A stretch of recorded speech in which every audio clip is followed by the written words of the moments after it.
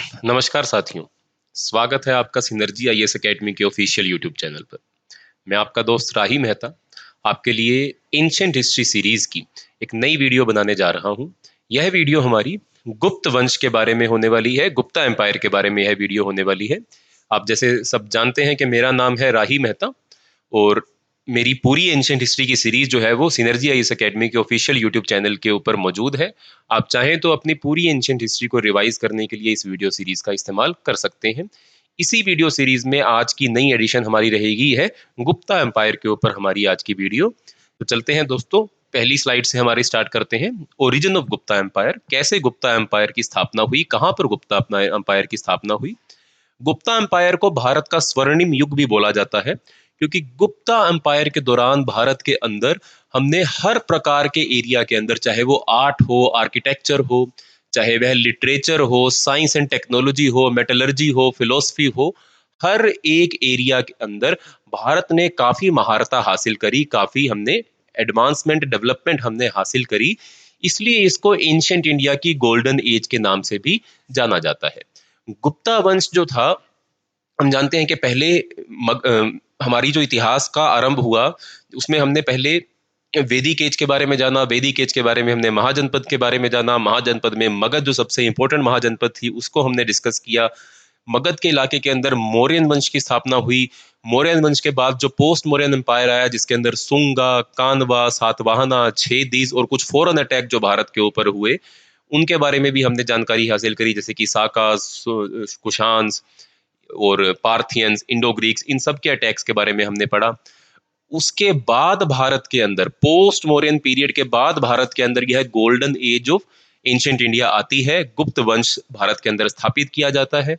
आप देख सकते हैं इस मैप के ऊपर के ये गुप्ता वंश की सीमाएं कहां तक फैली हुई थी। पश्चिम के अंदर तक्षशिला तक, आज के पाकिस्तान, अफगानिस्तान तक इनकी सीमाएं फैली हुई थी। पूरा पश्चिम भारत, उत्तर पश्चिमी भारत इनके कंट्रोल में था, पूरा मध्य भारत इनके कंट्रोल में था और पूर्वी हिस्सा भी इनके कंट्रोल में था। डेक्कन का एवं दक्षिण का हिस्सा जो था वह गुप्त एम्पायर के वंश में या गुप्त एम्पायर के रूल में नहीं था। गुप्ता वंश ने भारत को एक स्टेबल पॉलिटिकल स्ट्रक्चर प्रोवाइड किया। इनके दौरान ट्रेड जो थी वो हमारी प्रॉफिटेबल हुई।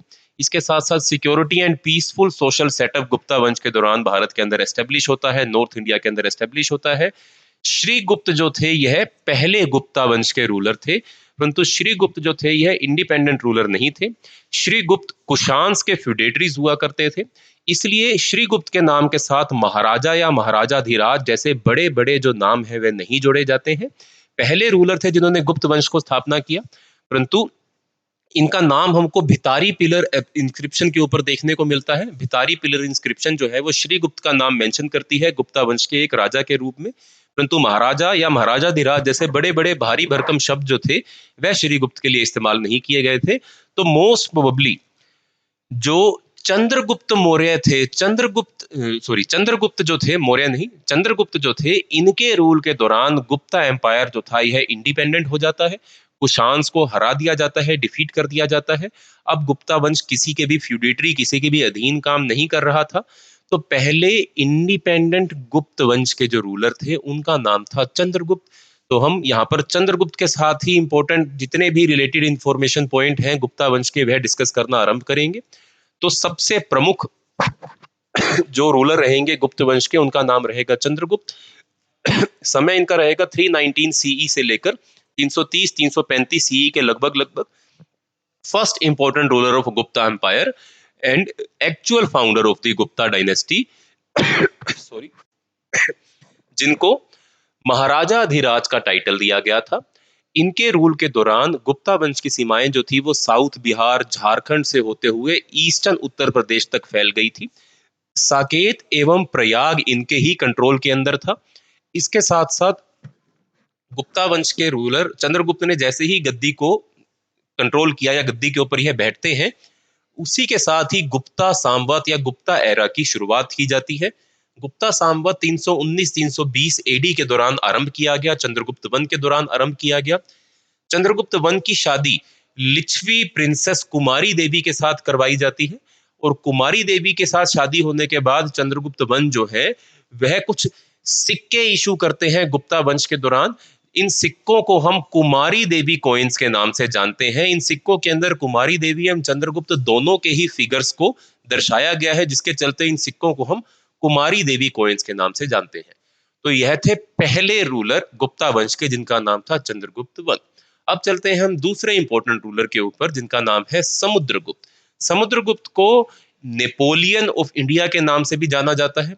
समुद्रगुप्त जो थे वह चंद्रगुप्त वन के पुत्र थे, उनकी संतान थे, और बनते हैं वो अगले गुप्ता वंश के राजा।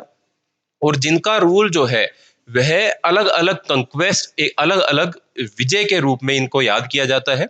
इनकी जितनी भी कंक्वेस्ट, जितनी भी विजय इन्होंने दूसरे राज्यों के खिलाफ हासिल करी थी, उसे प्रयाग प्रशस्ति इंस्क्रिप्शन के अंदर लिखा गया है।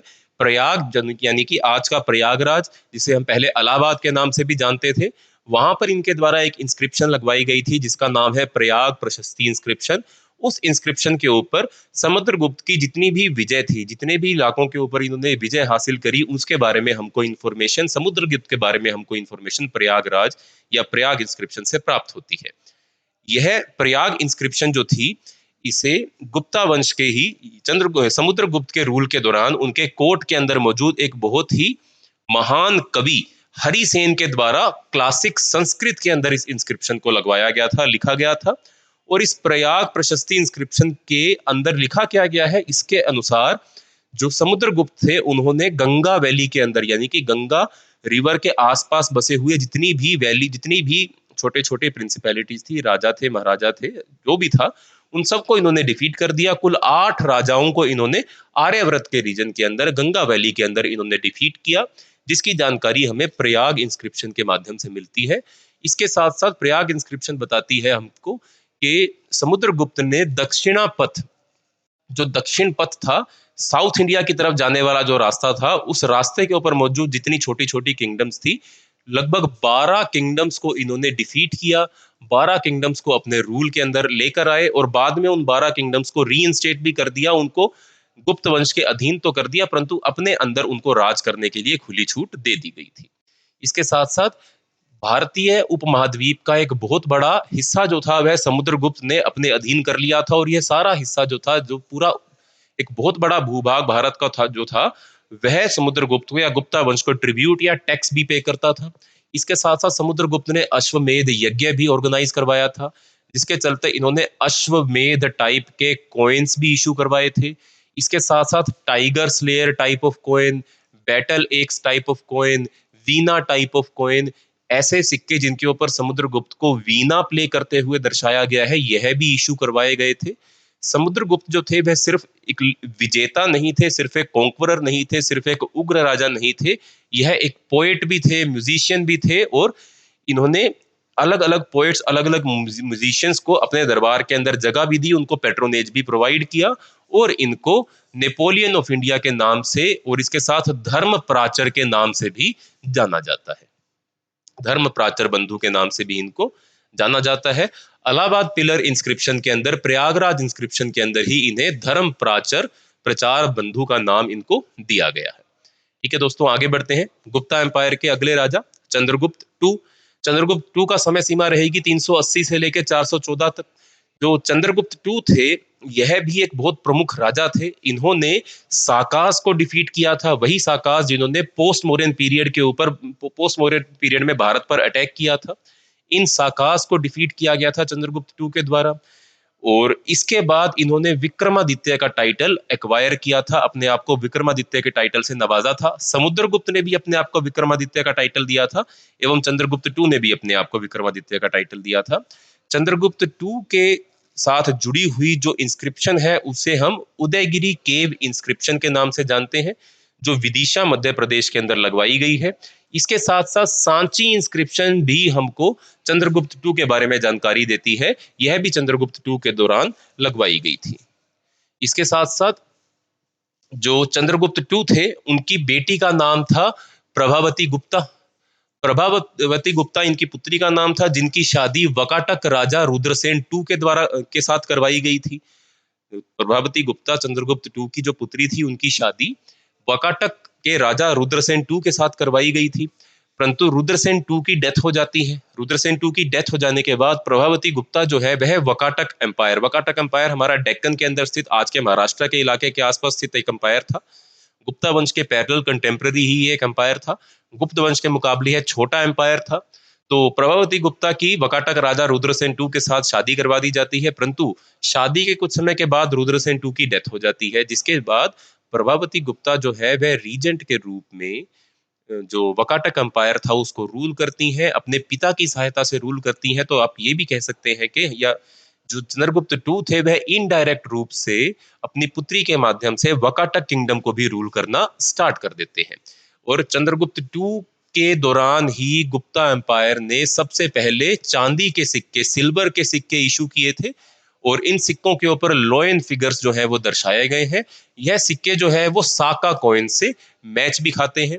इसके साथ साथ चंद्रगुप्त टू के रूल के दौरान मेहरौली आयरन पिलर इंस्क्रिप्शन जो आज के दिल्ली के कुतुब मीनार कॉम्प्लेक्स के अंदर स्थित है वह भी लगवाई गई थी। मेहरौली आयरन पिलर इंस्क्रिप्शन जो सदियों पुरानी है, आयरन से बनी हुई इंस्क्रिप्शन है, परंतु इतनी अद्भुत मेटलर्जी का उसके अंदर इस्तेमाल किया गया है कि इस आयरन के स्तंभ को आज तक जंग नहीं लग पाई है। इसके साथ साथ चंद्रगुप्त टू के दरबार के अंदर नवरत्न हुआ करते थे, और इसके साथ साथ चाइनीज बुद्धिस्ट मोंक जो थे फा हीन नाम के, वह भी चंद्रगुप्त टू के दरबार के अंदर आए थे। तो अब एक एक करके हम इनके नवरत्नों के नाम भी जानते हैं, कौन कौन से नवरत्न थे। सबसे प्रमुख तो थे कालिदास एवं अमर सिन्हा, इनको भी हम डिटेल में पढ़ते हैं, ठीक है जी। तो नवरत्न चंद्रगुप्त टू के कोर्ट के अंदर मौजूद थे। पहले नवरत्न थे, उनका नाम था कालिदास। कालिदास के द्वारा अभिज्ञान शकुंतलम किताब लिखी गई। अभिज्ञान शकुंतलम जो है वो पूरी दुनिया के टॉप 100 लिटरेरीज, दुनिया के प्रथम 100 साहित्य में से एक मानी जाती है। बहुत ही प्रमुख किताब है ये जो कालिदास के द्वारा लिखी गई। ये पहली ऐसी उन किताबों में से एक है जिनको यूरोपियन भाषाओं के अंदर ट्रांसलेट भी किया गया था। इसके साथ दूसरे इनके दरबार के अंदर जो नवरत्न थे, नवरत्नों में से एक थे, उनका नाम है अमर सीमा। अमर सीमा एक ग्रामेरियन थे। इनके द्वारा अमरकोश लिखा गया। अमरकोश जो है वो संस्कृत शब्दों की एक ग्रामर है जिसमें लगभग 10,000 से अधिक शब्द मौजूद हैं। तीसरे नवरत्न थे इनके कोर्ट में वराह मिहिर। वराह मिहिर के द्वारा 3 प्रमुख किताबें लिखी गई। पहली किताब का नाम था पंच सिद्धांता, जो कि हमको एस्ट्रोनॉमी के बारे में जानकारी प्रोवाइड करती है। इसके साथ साथ जो दूसरी किताब थी ब्राह्मीर के द्वारा लिखी गई, उसका नाम था बृहद संहिता, जो कि संस्कृत के अंदर लिखी गई किताब है, जो कि हमको एस्ट्रोनॉमी, जियोग्राफी, एस्ट्रोलॉजी, कई प्रकार के सब्जेक्ट्स के बारे में जानकारी देती है। तो पहली किताब थी आपकी ब्राह्मीर के द्वारा लिखी गई पंच सिद्धांतिका, दूसरी किताब का नाम है बृहद संहिता, और तीसरी किताब का नाम है बृहद जातक। यह किताब भी एस्ट्रोलॉजी के ऊपर काफी इंपॉर्टेंट वर्क आपका ब्रह्ममिहिर के द्वारा लिखा गया था। ठीक है दोस्तों, अगले नवरत्न थे धन्वंतरी। धन्वंतरी जो थे वह फादर ऑफ आयुर्वेद कहलाए जाते हैं। धन्वंतरी डॉक्टर थे जो चंद्रगुप्त टू के दरबार में थे। अगले नवरत्न उनका नाम है घाट कृपा। घाट कृपा स्कल्पचर और आर्किटेक्चर के अंदर महान थे। इसके साथ साथ शंकु, शंकु एक और अदर आर्किटेक्ट थे जो चंद्रगुप्त टू के कोर्ट के अंदर मौजूद थे। इसके बाद कहापनका। कहापनका एक एस्ट्रोलॉजिस्ट थे, एक ज्योतिष थे जो गुप्ता एम्पायर में चंद्रगुप्त टू के रूल के दौरान गुप्ता वंश के चंद्रगुप्त टू के नवरत्नों में से एक थे। अगले वरारुचि। वरारुचि जो थे इनके द्वारा लिखी गई थी प्राकृत प्रकाश, जो कि प्राकृत भाषा के ऊपर एक ग्रामर की किताब है। और लास्ट नवरत्न जो है उनका नाम है वेतल भट्टा, जिनके द्वारा मंत्र शास्त्र या फिर कह लीजिए एक मैजिशियन थे, जादूगर थे, और इनके द्वारा लिखी गई थी मंत्र शास्त्र, वेतल भट्टा। तो यह थे 9 नवरत्न जो कि चंद्रगुप्त टू के दरबार के अंदर मौजूद थे दोस्तों। अब अगले राजा के ऊपर चलते हैं जिनका नाम है कुमारगुप्त वन। कुमारगुप्त वन जो थे इनको हम करामंडल करा करमदंड करमदंड इंस्क्रिप्शन से हम इनके बारे में जानते हैं। करमदंड इंस्क्रिप्शन के अंदर कुमारगुप्त के बारे में मेंशन किया गया है। इस इंस्क्रिप्शन के अनुसार कुमारगुप्त जो थे he was the ruler of 4 oceans, यानी कि 4 जो ओशियन से 4 समुद्रों के यह रूलर थे, ऐसा हमको करमदंड इंस्क्रिप्शन के साथ पता लगता है। इसके साथ साथ इन्होंने अपने आप को महाराजाधिराज का टाइटल भी प्रोवाइड किया था, यानी कि कुमारगुप्त को हम महाराजाधिराज के नाम से भी जानते हैं। कुमारगुप्त ने भी अश्वमेध यज्ञ परफॉर्म किया था, और इसके साथ साथ इन्होंने अश्वमेध महेंद्र एंड महेंद्रदित्य की उपाधि भी हासिल की थी। अश्वमेध महेंद्र या फिर महेंद्र द्वितीय की उपाधि भी इन्होंने हासिल करी थी। इसके साथ साथ इन्होंने, ये शिवा के डिवोटी थे, भगवान शिव के यह पुजारी थे या भगवान शिव के यह उपासक थे।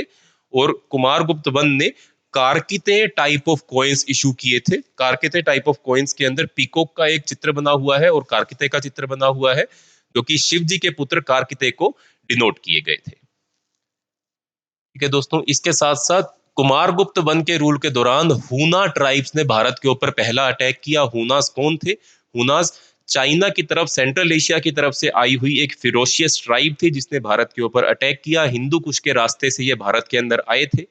कुमारगुप्त वन के दौरान पहला अटैक हूनास का होता है भारत के अंदर, परंतु कुमारगुप्त इस अटैक को रिपेल करने में कामयाब हो जाते हैं। सबसे इंपॉर्टेंट बात, कुमारगुप्त के रूल के दौरान नालंदा विश्वविद्यालय की स्थापना की गई थी। यह विश्वविद्यालय बुद्धिज्म से जुड़ा हुआ एक बहुत प्रमुख विश्वविद्यालय है, जो कि महायान बुद्धिज्म को टीच करता था। और सेंट्रल एशिया से लेकर साउथ ईस्ट एशिया से या चाइना से बहुत सारे लोग जो थे वह इस नालंदा विश्वविद्यालय के अंदर पढ़ने आया करते थे। यह आज के बिहार के अंदर स्थित है। इसके बाद अगले रूलर रहेंगे स्कंदगुप्त। स्कंदगुप्त जो थे वह गुप्ता एम्पायर के आखिरी प्रमुख रूलर थे, जो कुमारगुप्त के पुत्र थे। और इनकी लाइफ टाइम के अंदर भी हुनास ने कई सारे अटैक भारत के उत्तर पश्चिमी इलाके के ऊपर किए, और स्कंदगुप्त ने काफी ब्रेवली इन सभी अटैक्स को रिपेल करने की कोशिश करी। और इसके साथ साथ इनकी इस विजय के बारे में भितारी पिलर इंस्क्रिप्शन के अंदर लिखा गया है। और यह भी लिखा गया है कि भितारी पिलर इंस्क्रिप्शन के अंदर कि इन्होंने पुष्यमित्र के ऊपर विजय हासिल करी थी, और इसके साथ साथ इन्होंने सुदर्शन लेक को रिपेयर भी करवाया था। स्कंदगुप्त की मृत्यु के बाद जो गुप्ता वंश है वह धीरे धीरे धीरे धीरे शक्तिशाली होना, मतलब कमजोर होना आरंभ हो जाता है। अब इतना शक्तिशाली नहीं रहता है, और कुछ समय के बाद गुप्त वंश को डिफीट कर दिया जाता है, गुप्त वंश को हरा दिया जाता है, और गुप्त वंश की जगह कई सारी छोटी छोटी डायनेस्टी जो है वह जगह ले लेती हैं, वह अपनी जगह यहाँ पर बना लेती हैं। कैसे हुआ गुप्ता वंश का डिक्लाइन? तो गुप्ता रूल के दौरान ही फ्यूडल सिस्टम जो था वो भारत के अंदर लगभग आरंभ हो चुका था। गुप्ता वंश ने अपने इलाके में मौजूद भूमि को अपने ही लॉर्ड्स, अपने ही आर्मी जनरल्स, अपने ही गवर्नर्स, इन सबको दान में देना या इन सबको फ्यूडल रिलेशनशिप के रूप में ग्रांट करना आरंभ कर दिया था।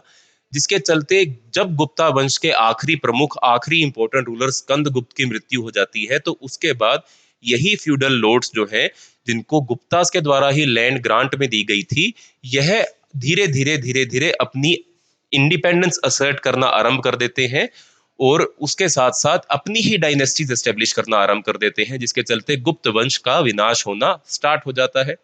इसके साथ साथ गुप्त वंश के दौरान जो ब्यूरोक्रेसी थी वो काफी ज्यादा डिसेंट्रलाइज ब्यूरोक्रेसी थी, और एक बहुत ही प्रमुख लार्ज प्रोफेशनल आर्मी का गुप्ता वंश के पास अभाव था, जो कि मौर्यस के पास मौजूद थी। गुप्ता के पास उतनी ही इफेक्टिव बड़ी जो ब्यूरोक्रेसी थी वह मौजूद नहीं थी, और उतनी बड़ी आर्मी मौजूद नहीं थी, जिसके चलते इनको नुकसान हुआ। और जैसे ही एक प्रमुख राजा, शक्तिशाली राजा यहाँ से चला जाता है, तो धीरे धीरे गुप्ता वंश भी समाप्त होना आरंभ हो जाता है।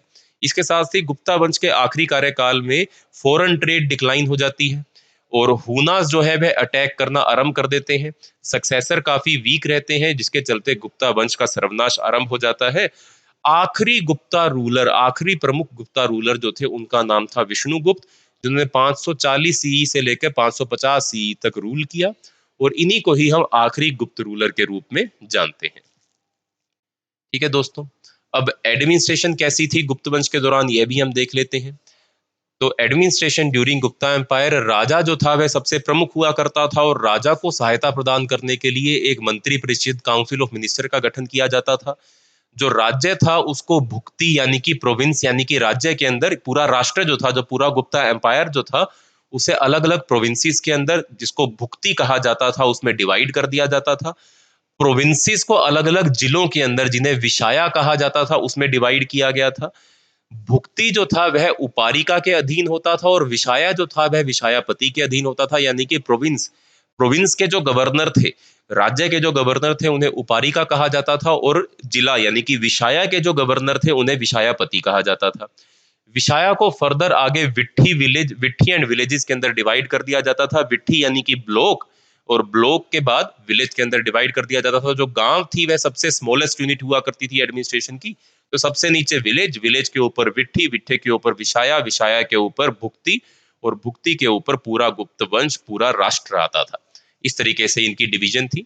इसके साथ साथ जो ब्यूरोक्रेसी थी उसके कुछ इंपॉर्टेंट ऑफिसर्स के बारे में हम जान लेते हैं, किस ऑफिसर को क्या बोला जाता था।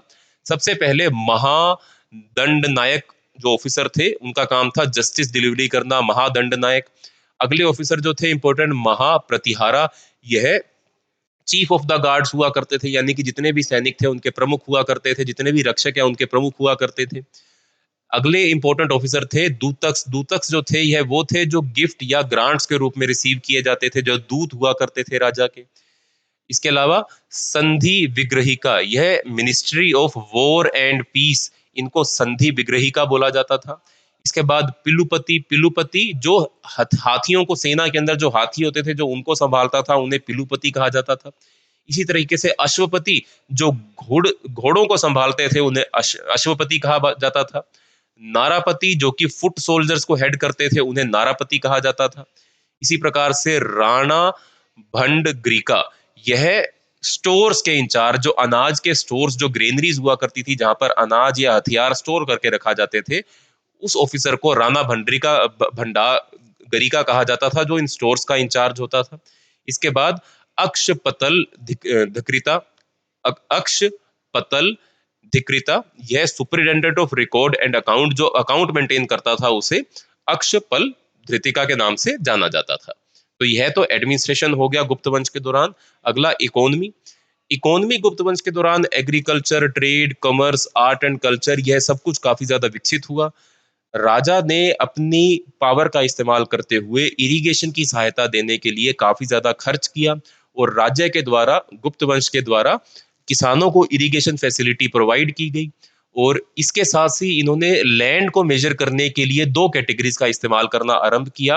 वह लैंड जिसके ऊपर एग्रीकल्चर किया जा रहा है, जो कल्टीवेटेड लैंड है उसे क्षेत्र बोला जाता था, और जो अनकल्टीवेटेड लैंड है उसे खिला या फिर अप्रहाता बोला जाता था। जो लैंड ओनर क्लास थी, जिनको महातर्स या ग्रामिका या कुटुंबिका बोला जाता था, यह काफी इन्फ्लुएंशियल हो जाती है, क्योंकि गुप्ता वंश के दौरान भूमि का उपयोग ज्यादा बढ़ जाता है, प्रॉपर्टी की इज्जत ज्यादा बढ़ जाती है, प्रॉपर्टी बहुत प्रेस्टिजियस हो जाती है, प्रॉपर्टी को ही खरीदा जाता है, बेचा जाता है, या उसको गिफ्ट के रूप में रिसीव किया जाता है, या ग्रांट के रूप में रिसीव किया जाता है, जिसके चलते जो लैंड ओनर क्लास थी, महात्रास, ग्रामिका एंड कुटुंबिका, ये काफी ज्यादा प्रमुख हो जाती है।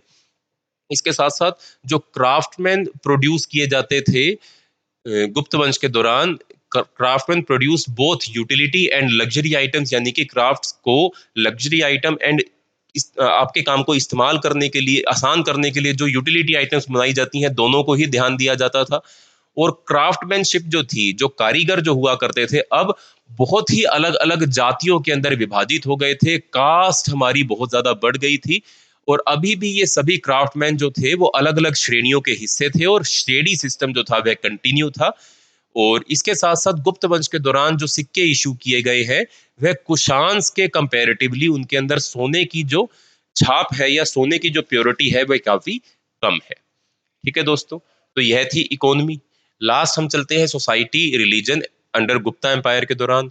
तो सोसाइटी जो थी वह फ्यूडलिस्टिक होना स्टार्ट हो जाती है। ब्राह्मण्स का जो दबदबा है या ब्राह्म्यवाद है यह बढ़ जाता है, क्योंकि ब्रह्मदिया एंड अग्रहारा, यह दो प्रकार के गांव जो है वो गुप्त वंश के दौरान हमको देखने को मिलते हैं। ब्रह्मदिया एवं अग्रहारा, इस ये दो प्रकार के गांव ऐसे गांव हुआ करते थे जिनकी जो भूमि है वह राजा के द्वारा ब्राह्मणों को दान में दे दी जाती थी, और राजा के द्वारा उस भूमि के ऊपर कोई भी टैक्स नहीं लगाया जाता था। तो ब्राह्मणों को दान में दिए गए गांव जो है वह काफी ज्यादा प्रचलन में आ जाते हैं, तो सोसाइटी के अंदर ब्राह्मणिकल मोनोपोली जो है वह दोबारा इंक्रीज होनी आरंभ हो जाती है। इसके साथ साथ पोजीशन जो है महिलाओं की और शूद्रों की, यह पहले के मुकाबले थोड़ी सी इंप्रूव होती है, क्योंकि गुप्त वंश के दौरान महिलाओं और शूद्रों को रामायण एवं महाभारत को सुनने का और कृष्ण की वर्शिप करने का अधिकार जो है वह प्राप्त हो जाता है। परंतु इसके साथ साथ हमको एक इंस्क्रिप्शन मिलती है भानुगुप्त की, एराना इंस्क्रिप्शन या एरान इंस्क्रिप्शन, जो गुप्त वंश के दौरान ही इशू करवाई गई थी, जिसमें हमको सती के सबसे पहले एविडेंसेस प्राप्त होते हैं। भानुगुप्त की मृत्यु हो जाती है एक जंग के दौरान, जिसके चलते भानुगुप्त की जो पत्नी है वह सती हो जाती है, और इस इंफॉर्मेशन को ईरान इंस्क्रिप्शन के दौरान, ईरान इंस्क्रिप्शन के अंदर लिखा गया है। वह इंस्क्रिप्शन गुप्त वंश के दौरान इशू करवाई गई थी।